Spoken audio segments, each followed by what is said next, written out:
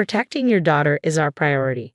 One afternoon, a sudden call from the police jolted me. Why would they be calling me? What on earth happened? As I listened, shock coursed through me at their words. What do you mean? It turned out they had found my 4-year-old daughter alone and had taken her into their care. But she was supposed to be at the amusement park with my husband. Little did I know, this call would mark a significant turning point in our lives. I'm Karen, 30 years old, juggling work from home while raising my daughter. 5 years ago, I married my college classmate Andrew, and together we have a 4-year-old daughter named Jennifer. My husband is incredibly hands-on with childcare, often taking our daughter out on his days off. He's also on the cusp of a big promotion, so life has been quite rosy for us, thanks to him and our delightful daughter. That was until I received that fateful call.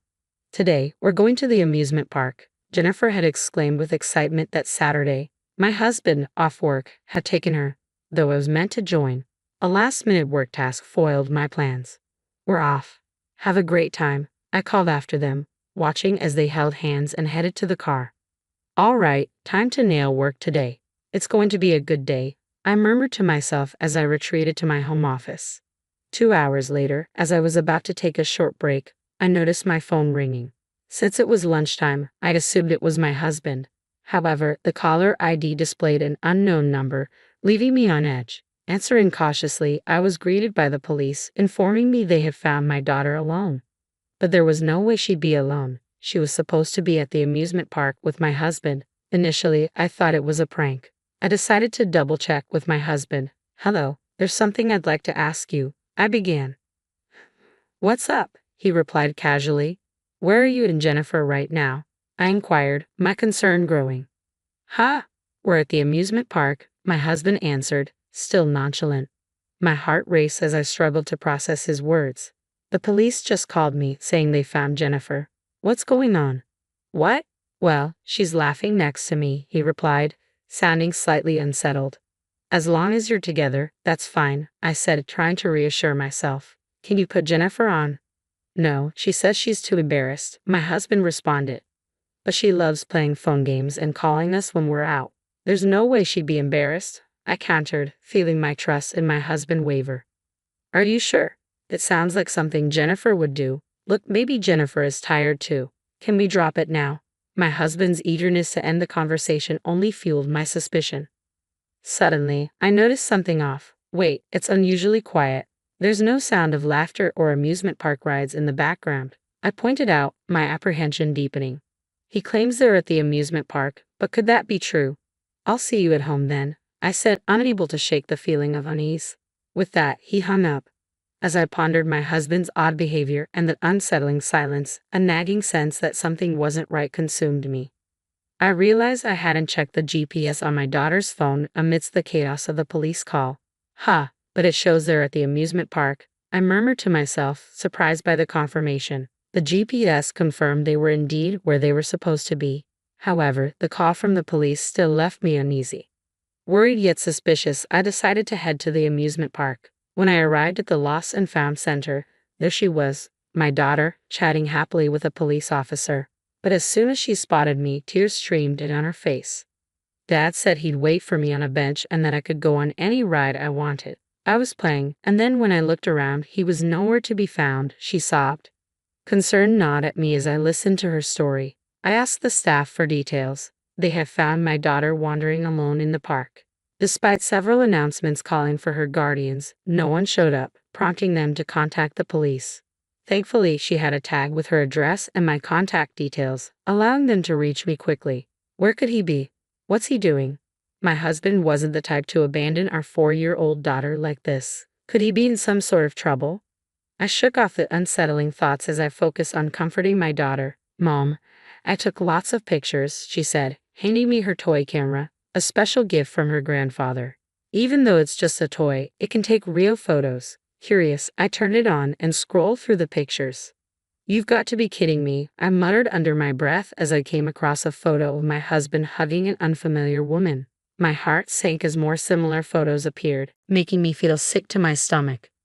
Jennifer, who is this woman? I asked, trying to keep my voice steady. She's a friend of Dad's, Jennifer replied innocently, but her words felt like a punch to the gut. Dark memories flooded back. My husband had cheated on me once before, 5 years ago when I was pregnant. We had reconciled then because of our impending child, but now he was doing it again, and using our daughter to cover it up. He probably left her here to be with his mistress. Do you know where Dad went, Jennifer? I asked, my voice trembling.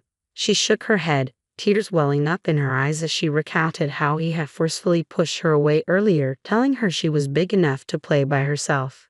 I'm so sorry you had to go through this, sweetie, I whispered, taking her hand as we headed home. Late that night, my husband rushed through the door, looking panicked. Where have you been, and what have you been doing? I demanded, my anger barely contained. He picked up on the tension in my voice, looking tense himself. Actually, Jennifer went missing, he stammered. You said she was fine on the phone. Why did you lie? I pressed. I didn't lie, he insisted, but his words rang hollow in the air. I never imagined it would take this long to find her. It's been over 6 hours since that phone call. He's probably been out with his mistress all this time. It's clear he's lying. Don't you think it's odd you didn't notice the park announcement? I confronted him. How do you know about that? He asked, looking uncomfortable. The police called me when I went to pick up Jennifer at the amusement park. The staff told me, I replied, watching his silence confirm my suspicions. He wasn't there, leaving our daughter stranded at an amusement park to be with his mistress. It's unforgivable. I've made up my mind to get back at him, I declared firmly. Fine, just don't do it again, he said, visibly relieved. Okay, I replied, deciding to let him think he's off the hook for now. Meanwhile, I've been up to something. A month later, I found myself in Los Angeles, not for vacation or work, but to catch my husband red-handed with his mistress. Having a good time on your trip with your mistress? I confronted them as they walked hand in hand. They both turned around, their faces filled with shock. You can't talk your way out of this, Karen. What are you doing here? Weren't you supposed to be on a business trip today? He stuttered. That's not it. She's a colleague from work, he tried to explain. Oh, really? I called your office. They confirmed you took the day off? I countered, watching him grow increasingly rattled, his eyes darting around as if seeking a way out of his own lie. How did you even find out I was here? He finally asked. Remember the GPS on Jennifer's phone? I put it in your car, I replied, feeling a mixture of satisfaction and betrayal. I showed him my phone screen, displaying the location of a car parked nearby. Using a hidden camera is so underhanded. Who's the underhanded one here? The only reason you'd be worried is if you had something to hide, I accused, my frustration evident. Or is this you finally admitting it? I continued, my voice trembling with anger. That's not it, he retorted, his fury palpable. He cheats and yet blames me, I thought, rendered momentarily speechless by his audacity. Do you even have proof that I cheated? He challenged, his tone dripping with disdain. Well, about that, I trailed off before shoving a photo in his face. What is this? Look familiar, I demanded, my voice rising. This is from when we went to the amusement park. But how do you have this picture? You were supposed to be working, he sputtered, his disbelief evident. Jennifer took it. Toy camera actually works, you know, I replied, my frustration mounting. You've got to be kidding me, he muttered, his expression shifting from disbelief to denial. This isn't even me, he insisted, attempting to dismiss the evidence. To counter his attempt to weasel out, I handed him a large number of photos. There were so many of them that they seemed to overflow from his hands. I'll admit the toy camera doesn't take the clearest photos, so I took these myself to make sure, I explained, watching his face pale as he saw the photos clearly showing him with his lover. How could you be all lovey-dovey with her right in front of her daughter? You're despicable, I accused, my voice trembling with a mixture of anger and betrayal. In a desperate attempt to erase the evidence, he began tearing up the photos. But I had anticipated his move. Too bad these are all copies, I declared triumphantly, watching his face fall as the realization sank in. I've got the original stored safely, I declared, my anger palpable as I glared at him. He looked defeated, but I decided to deal another blow. You've got a big promotion coming up at work, don't you? I asked pointedly. What's your point? He replied, his voice strained. How do you think spreading these photos would affect that? I pressed. His face gradually turned paler as he realized the implications. His company values character when considering promotions. If word got out about the affair, It could ruin his chances. Please don't do this. Do you really think I'll forgive you now? I've been a good husband all this time, haven't I? He pleaded, desperation creeping into his voice. A good husband wouldn't leave his daughter at an amusement park, I retorted loudly, watching him visibly shrink back. But I've been taking our daughter out every week lately, haven't I? He countered weakly. That was just to keep me off your scent about your affair, wasn't it? I shot back, my voice dripping with accusation. I'm really sorry.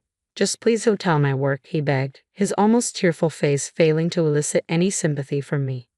Do you remember when you cheated on me 5 years ago while I was pregnant? I continued, watching his face tense and sweat form on his forehead. I haven't forgotten the agreement we signed. His eyes widened in realization. No, this isn't what it looks like. It's not an affair, he stammered, but his words fell flat.